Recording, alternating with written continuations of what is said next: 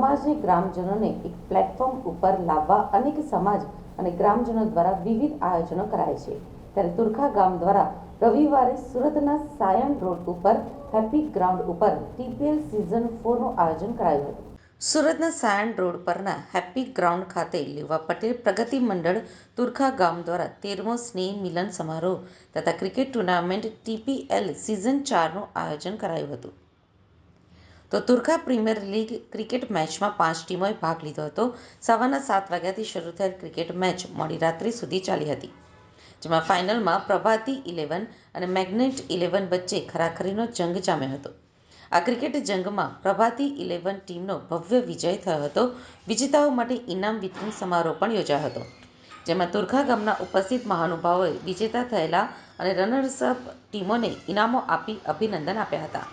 તો ત્યારબાદ તુરખા ગામના સ્નેહ મિલન કાર્યક્રમ યોજાયો હતો, જેમાં નાના બાળકોથી માંડીને મોટેરા સુધીનાઓ હાજર રહ્યા હતા અને સ્વરૂચિ ભોજનનો આનંદ પણ માણ્યો હતો।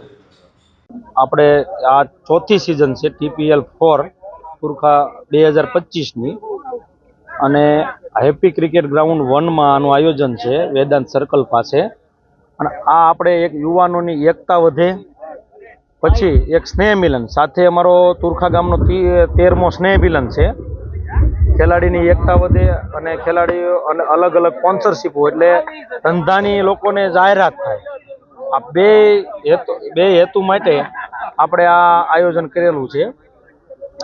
એની બાને એક છોકરાઓનો ઉત્સાહ વધે, છોકરાઓને એક આખો દિવસ અહીંયા ભેગા રહે એટલે મજા આવે રમવાની ને એ બધું આયોજન કર્યું છે।